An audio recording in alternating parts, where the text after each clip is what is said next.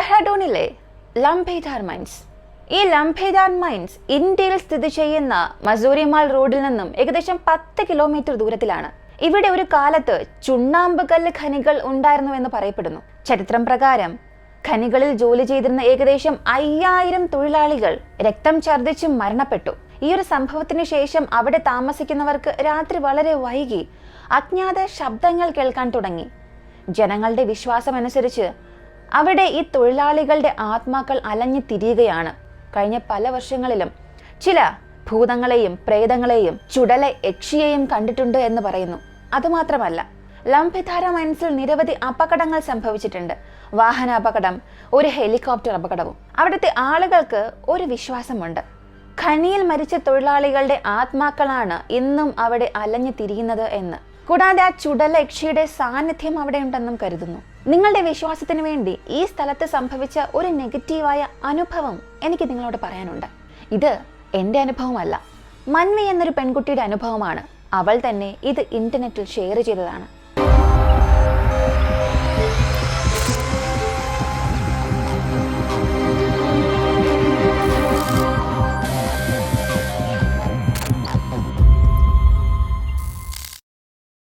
Hi, എൻ്റെ പേര് മൻവി.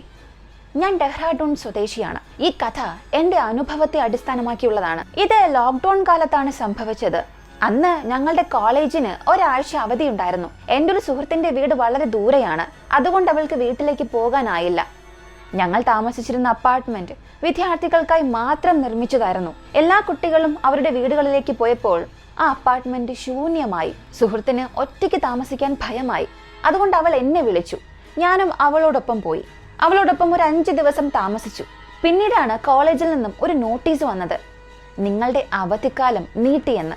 ആ സമയം ഞാൻ എൻ്റെ സുഹൃത്തിനോട് പലവട്ടം പറഞ്ഞു വീട്ടിലേക്ക് പോകുന്നതാണ് നല്ലത് എന്ന്. പക്ഷെ അവൾ സമ്മതിച്ചില്ല. കാരണം അവളുടെ കുടുംബം സാമ്പത്തികമായി വളരെ താഴ്ന്ന അവസ്ഥയിലായിരുന്നു. പോരാത്തതിന് ഞാൻ ഇതിനകം അപ്പാർട്ട്മെന്റിന്റെ റെന്റ് കൊടുത്തിട്ടുണ്ടല്ലോ, പിന്നെയും എന്തിനു ഞാൻ വീട്ടിലേക്ക് പോകണം എന്നാണ് അവൾ പറഞ്ഞത്. കൂടാതെ ഈ വീട്ടിലേക്ക് വരാനും പോകാനും പണം അധികം ചിലവാകും. ആ ഒരു ഭയം അവൾക്കുണ്ടായിരുന്നു. ഇങ്ങനെ ഞാൻ ആവർത്തിച്ച് അവളെ വീട്ടിലേക്ക് പോകാൻ നിർബന്ധിച്ചപ്പോൾ തിരിച്ചവൾ എന്നോട് വീട്ടിലേക്ക് പോകാൻ ആവശ്യപ്പെട്ടു. ഇതുകൂടെ കേട്ടപ്പോൾ എനിക്ക് ദേഷ്യം വന്നു. ഞാൻ അവളോട് ദേഷ്യപ്പെടാൻ തുടങ്ങി. എന്നിരുന്നാലും ഞാൻ അവളോടൊപ്പം തന്നെ താമസിച്ചു. ദിവസങ്ങൾ അങ്ങനെ കടന്നുപോയി.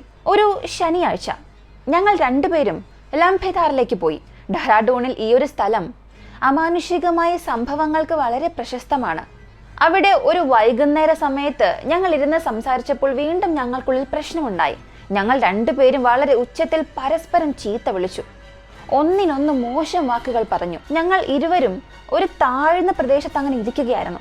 അപ്പോൾ എൻ്റെ സുഹൃത്ത് ഒരു വൃക്ഷത്തിന് കീഴിലിരുന്ന് കരയാൻ തുടങ്ങി. ആദ്യം എനിക്കൊന്നും മനസ്സിലായില്ല അവൾ എന്തിനാണ് ഇങ്ങനെ കരയുന്നത് എന്ന്. കാരണം അവളാണ് ആദ്യം എന്നോട് ദേഷ്യപ്പെടാൻ തുടങ്ങിയത്. പക്ഷേ പിന്നീട് എനിക്ക് മനസ്സിലായി, ഞാൻ അവളുടെ നല്ലൊരു സുഹൃത്താണ്. എന്നിട്ടും ഞങ്ങൾ തമ്മിൽ ഇങ്ങനെ കലഹിച്ചു. അവൾക്കത് സഹിക്കാനായില്ല. ഞങ്ങൾ ഇരുന്നത് ഒരു വനമേഖല, മലഞ്ചെരിവുകൾ, കാട് എന്നിവയാൽ ചുറ്റപ്പെട്ടൊരു പ്രദേശമായിരുന്നു. പിന്നെ ഞാൻ ഒന്നും ചിന്തിച്ചില്ല. അവളുടെ അടുത്ത് പോയി അവളെ സമാധാനിപ്പിച്ചു. അറിയാതെ ഞാനും ഒന്ന് കരഞ്ഞുപോയി. പക്ഷെ അപ്പോഴും എൻ്റെ സുഹൃത്ത് വളരെ ദേഷ്യത്തിൽ എഴുന്നേറ്റ് മുകളിലത്തെ റോഡിലേക്ക് പോയി. ഞാൻ മാത്രം അവിടെ ഒറ്റയ്ക്കിരിക്കുകയായിരുന്നു. അപ്പോൾ പെട്ടെന്ന് കനത്ത ഒരു മൂടൽമഞ്ഞെത്തി. എനിക്ക് ചുറ്റുപാടൊന്നും കാണാൻ കഴിഞ്ഞില്ല. ആദ്യം തന്നെ എനിക്ക് ഭയമാണ് തോന്നിയത്. പിന്നീട് ഞാൻ എന്നെ തന്നെ ആശ്വസിപ്പിച്ചു, ഇത് സാധാരണ കാര്യമാണ്, പേടിക്കേണ്ട ആവശ്യമില്ല. പർവ്വത പ്രദേശങ്ങളിൽ ഇത്തരം കാലാവസ്ഥ, മൂടൽമഞ്ഞ്, പെട്ടെന്നുള്ള മാറ്റം ഒക്കെ സാധാരണമാണ്. എന്നിരുന്നാലും ഇരുട്ടാകാൻ തുടങ്ങിയപ്പോൾ ഞാൻ വേഗത്തിൽ എഴുന്നേറ്റ് അവിടെ നിന്നും ഓടി. ഞാനും എൻ്റെ സുഹൃത്തും സ്കൂട്ടറിൽ കയറി അപ്പാർട്ട്മെന്റിലേക്ക് പോയി. അടുത്ത ദിവസം 2020 മാർച്ച് മാസം 22 അന്ന് രാത്രി ഏകദേശം അതിരാവിലെ 2:45 പെട്ടെന്ന് എനിക്ക് ഓർമ്മ വന്ന് ഞാൻ ഉണർന്നു. എൻ്റെ ശരീരം വളരെ ഭാരമുള്ളതായി തോന്നി. എനിക്ക് എൻ്റെ ശരീരത്തിന്റെ നിയന്ത്രണം നഷ്ടപ്പെടുകയാണ്. ശരീരം മുഴുവനായും ചുട്ടു പൊള്ളുന്നുണ്ട്, പനിക്കുന്നത് പോലെ തോന്നുന്നുണ്ട്. കണ്ണുകൾക്ക് വല്ലാത്ത ഭാരം, ഉറങ്ങാനേ കഴിഞ്ഞില്ല. കണ്ണുകൾ അടയ്ക്കുമ്പോഴെല്ലാം മുൻ ദിവസം പോയിരുന്ന ആ വൃക്ഷവും ആ സ്ഥലവും വീണ്ടും വീണ്ടും എൻ്റെ മുൻപിൽ പ്രത്യക്ഷപ്പെടാൻ തുടങ്ങി. എനിക്ക് വല്ലാത്ത ഭയം തോന്നി. പക്ഷെ ഒന്നും പറയാനുള്ള ധൈര്യമുണ്ടായില്ല. ഒടുവിൽ രാവിലെ 5 മണിയോടുകൂടി എനിക്ക് എങ്ങനെയൊക്കെയോ ഉറക്കം വന്നു. ആ ദിവസത്തിൽ 11 മണി വരെയും ഞാൻ കിടന്നുറങ്ങി. എന്നാൽ പിന്നീടെല്ലാം സാധാരണ പോലെ തന്നെ പോയി. പക്ഷേ അടുത്ത ദിവസം രാത്രി 2:30 ഞാൻ വീണ്ടും ഉണർന്നു. അപ്പോൾ വീണ്ടും കഴിഞ്ഞ രാത്രിയെപ്പോലെ തന്നെ അവസ്ഥ. ശരീരം ഭാരമേറി, കഠിനമായ ജ്വരം, കണ്ണുകൾ അടയ്ക്കുമ്പോഴൊക്കെ ആ വൃക്ഷത്തിന്റെ ദൃശ്യം. ഇത് ഓരോ രാത്രിയും ഇങ്ങനെ ആവർത്തിച്ചു. രാത്രി 2 മുതൽ 5 മണി വരെ. ഇങ്ങനെ ഈ ഒരു ചക്രം എനിക്ക് 5 ദിവസത്തോളം തുടർന്നു. ഒടുവിൽ ഞാൻ ഇക്കാര്യം എൻ്റെ സുഹൃത്തിനോട് പറയാൻ തീരുമാനിച്ചു. കേട്ടപ്പോൾ അവൾ പറഞ്ഞത്, ഒരുപക്ഷെ നിനക്ക് പനി കൂടുതലായതുകൊണ്ടാകാം ഇങ്ങനെയൊക്കെ എന്ന്. എന്നെ അവൾ ആശ്വസിപ്പിച്ചു. ഇന്ന് വീണ്ടും ശരീരം മോശമായാൽ നിന്നെയും കൊണ്ട് ഡോക്ടറുടെ അടുത്തേക്ക് പോകാം എന്നവൾ പറഞ്ഞു. പക്ഷെ അവൾക്കറിയില്ലായിരുന്നു എനിക്ക് സംഭവിച്ചത് വെറും പനി മാത്രമായിരുന്നില്ല, മറ്റെന്തോ. എന്നാൽ അത് വിവരിക്കാൻ പോലും എന്നെ കൊണ്ട് സാധിക്കുന്നില്ല. ശബ്ദം പോലും പുറത്തുവിടാൻ കഴിയാത്ത വിധം ഞാൻ അത്രമേൽ ഭയന്നു. അതുകൊണ്ട് തന്നെ വീട്ടിലേക്ക് പോകാനും എനിക്ക് കഴിഞ്ഞില്ല. കാരണം ആ സമയം ലോക്ക്ഡൗൺ ആയിരുന്നു. അതുകൊണ്ട് ഞാൻ എല്ലാം സഹിച്ചു വീണ്ടും മുന്നോട്ട് പോയി. ഒരു ദിവസം രാത്രി ഒരു പെൺകുട്ടി ഞങ്ങളുടെ ഫ്ലാറ്റിലേക്ക് വന്നു. അവൾ എൻ്റെ ഈ സുഹൃത്തിൻ്റെ റൂംമേറ്റ് ആണ്. സാധാരണ ആ ഫ്ലാറ്റിൽ 4 പെൺകുട്ടികളാണ് താമസിച്ചിരുന്നത്. ബാക്കി 3 പേരും അവരുടെ വീടുകളിലേക്ക് പോയി. ആ 3 പേരിൽ ഒരാളായിരുന്നു രാത്രി ഒറ്റയ്ക്ക് ഫ്ലാറ്റിലേക്ക് വന്നത്. പിന്നെ എന്തോ സാധനം എടുത്തു, എന്നിട്ട് ഒരു വാക്ക് പോലും പറയാതെ പുറത്തേക്ക് പോയി. ഞങ്ങളെ അവളൊന്ന് നോക്കുക പോലും ചെയ്തില്ല. എൻ്റെ സുഹൃത്ത് കസേരയിൽ ഇരിക്കുന്നുണ്ട്. ഇതൊക്കെ കണ്ടപ്പോൾ അവൾക്ക് എന്തോ ഒരു സംശയം തോന്നി. അവളുടെ പെരുമാറ്റം വളരെ വ്യത്യസ്തമായി തോന്നി. അതുകൊണ്ട് അവൾ ചോദിച്ചു, നീ എവിടെ നിന്നാണ് വരുന്നത്, എവിടേക്കാണ് പോകുന്നത്? പക്ഷേ ആ പെൺകുട്ടി ഒന്നും പറയാതെ അവിടെ നിന്നും പോയി. ഞങ്ങൾ 2 പേരും പരസ്പരം നോക്കി ഒന്നും അറിയാത്തതുപോലെ അങ്ങനെ നിന്നു.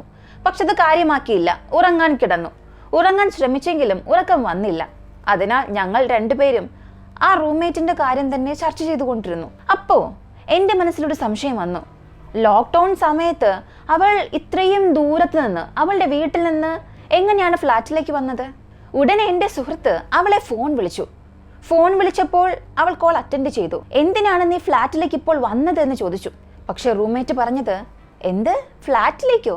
ഞാനിപ്പോൾ എൻ്റെ വീട്ടിലാണ് എന്ന്. ഇത് കേട്ടപ്പോൾ ഞങ്ങൾ അങ്ങ് നടുങ്ങിപ്പോയി. കാരണം അവൾ ആ ഫ്ലാറ്റിൽ നിന്ന് പോയിട്ട് വെറും 1/2 മണിക്കൂർ മാത്രമേ ആയുള്ളൂ. എന്നാൽ അവളുടെ വീട് 150 കിലോമീറ്റർ അകലെയാണ്. പിന്നീട് ഞങ്ങൾക്ക് ഒട്ടും വിശ്വസിക്കാൻ സാധിച്ചില്ല. ഉടനെ തന്നെ അവളുടെ അമ്മയ്ക്ക് ഞങ്ങൾ വീഡിയോ കോൾ ചെയ്തു. വീഡിയോ കോളിൽ അവളെ വീട്ടിൽ കണ്ടപ്പോൾ ഞങ്ങൾ 3 മടങ്ങ് ഭയന്നു.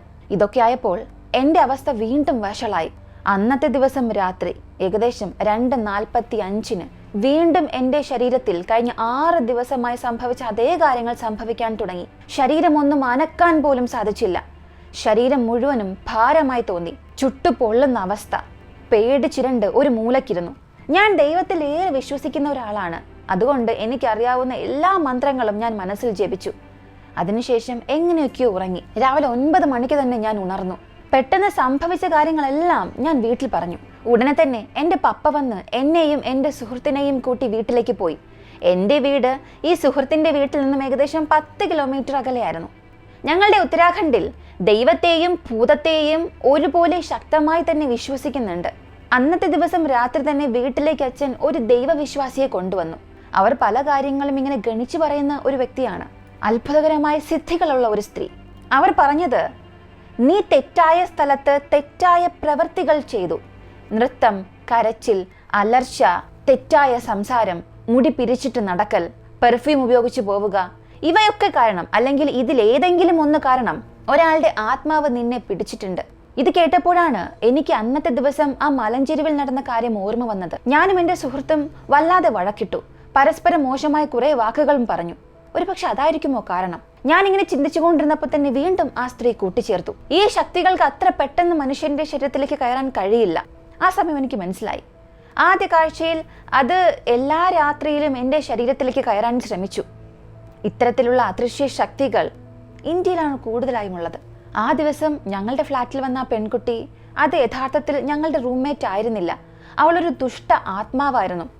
അവൾ ഞങ്ങളുടെ മുറിയിൽ നിന്നും എൻ്റെ മുറിയും കറുത്ത ഷർട്ടും എടുത്തുകൊണ്ടുപോയിരുന്നു. അതുപയോഗിച്ച് അത് എൻ്റെ ശരീരത്തിൽ പ്രവേശിക്കാൻ ശ്രമിച്ചു. അപ്പോഴും ഒരു ചോദ്യം മാത്രം എനിക്ക് ബാക്കിയായി. ഭൂതത്തിന് എങ്ങനെ മനസ്സിലായി ആ വസ്ത്രം എൻ്റേതാണെന്ന്? ഈ ചോദ്യം ഞാൻ ആ സ്ത്രീയോട് തന്നെ ചോദിച്ചു. ഭൂതത്തിന് എങ്ങനെ മനസ്സിലായി ആ മുടി, വസ്ത്രം എൻ്റേതാണെന്ന്? ഇതിന് ആ വിശ്വാസിയായ സ്ത്രീ പറഞ്ഞത്, ഓരോ മനുഷ്യന്റെയും ശരീരത്തിന് സ്വന്തം ഗന്ധമുണ്ട്, ഒരു വൈബ്രേഷൻ, എനർജി. ആ ശക്തികൾ ആ ഗന്ധം തിരിച്ചറിഞ്ഞ് അത് പിന്തുടർന്ന് നേരിട്ട് ആ വ്യക്തിയിലേക്ക് എത്തും. ഇതെല്ലാം കേട്ടപ്പോൾ എനിക്ക് വീണ്ടും ഭയമായി. തീർച്ചയായും ആ ദുഷ്ടാത്മാവ് എന്നെ വിടില്ല എന്നെനിക്ക് മനസ്സിലായി. അന്ന് തന്നെ ഞങ്ങളുടെ വീട്ടിൽ ഒരു പൂജ നടത്തി. എന്നെ 3 ദിവസത്തേക്ക് പുറത്തേക്ക് പോകരുത് എന്നും പറഞ്ഞു. അതിനുശേഷം എനിക്ക് പൂർണ്ണമായും ശാന്തമായി, എല്ലാം സുഖപ്പെട്ടു. എന്നാൽ ഇന്നും ആ സംഭവങ്ങളൊന്നും എന്നെ കൊണ്ട് മറക്കാൻ സാധിക്കുന്നില്ല. പുറത്ത് പറഞ്ഞാൽ ഒരിക്കലും ആരും വിശ്വസിക്കില്ലെങ്കിൽ പോലും ഇത് യാഥാർത്ഥ്യമാണ്. തീർച്ചയായും ലംബേദാർ മൈൻസ് എന്ന ആ ഒരു പ്രദേശത്ത് അശുദ്ധാത്മാക്കളുടെ സാന്നിധ്യം വളരെ കൂടുതലാണ്. ഈ ഒരു സംഭവം കേട്ടതിന് ശേഷം നിങ്ങൾക്ക് എന്താണ് തോന്നുന്നത്? ഈ മൻവി എന്ന പെൺകുട്ടി തൻ്റെ ജീവിതത്തിൽ അനുഭവിച്ച ഈ അമാനുഷിക സംഭവം അത് യഥാർത്ഥത്തിൽ സംഭവിച്ചതായിരിക്കുമോ?